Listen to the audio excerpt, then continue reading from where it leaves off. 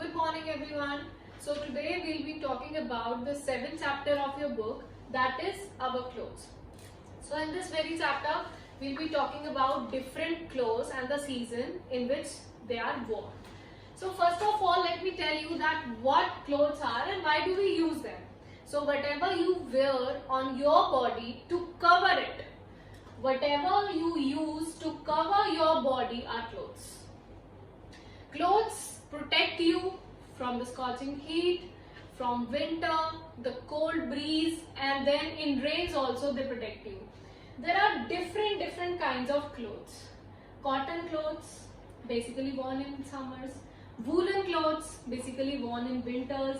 Silk clothes, you prefer them while parties. Then we have rubber clothes that we wear during rainy season.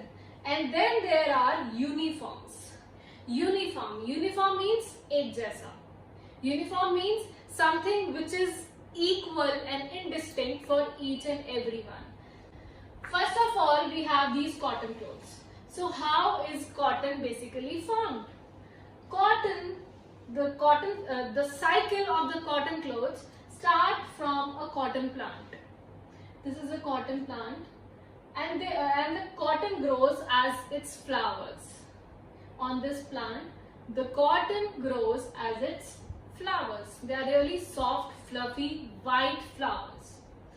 Then the spinner spins this cotton. The spinner, S-P-I-N-N-E-R. The spinner spins this cotton and forms the threads. The cotton threads are formed by the spinner using these cotton flower balls. Then this thread is sent to industries and factories. There, with the help of machines, using these threads, proper fabrics are made. Proper cotton fabrics are made. The fabrics that you see in the market are made in the factories using these cotton threads. And then you purchase that fabric and go to a tailor. The tailor stitches this fabric in different cloths. For example, you must have seen your mother purchasing fabric, and then she goes to the tailor and he stitches such kind of suits out of those fabrics. So this is how this suit is formed. This is how I have got this suit. Earlier it was just a cotton plant.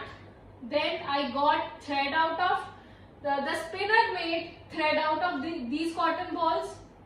Then with the help of this thread, the industries and the factories made cotton fabric, and then this cotton fabric was stitched to different clothes. So this is how cotton cloths are formed.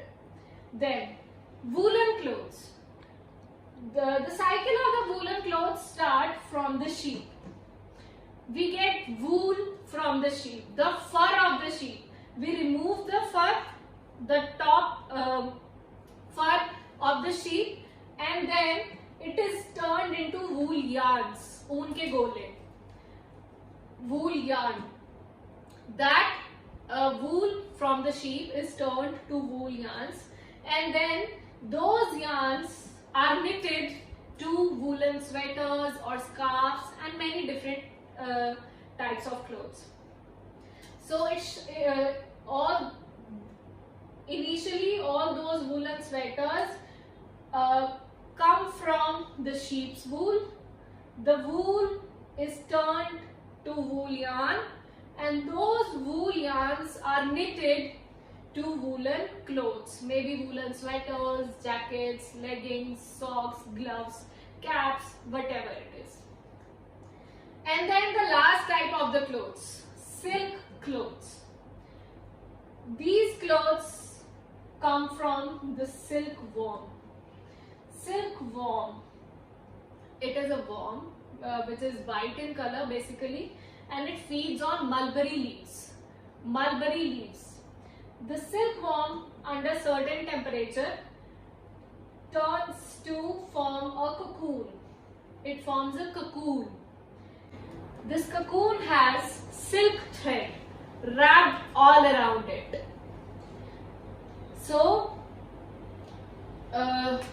the people who produce silk, the people who pet silkworms, they take out the silk threads, then they make the thread reels of silk cloths, and then they sell those silk threads to the factories and industries. And similarly, just like that of cotton, silk fabric is produced. So earlier it is a silkworm which turns to cocoon. The cocoon has silk thread all around it, and this silk thread is taken off by those people who breed these silkworms, and then this silk thread is sold to the factories which produce silk fabrics.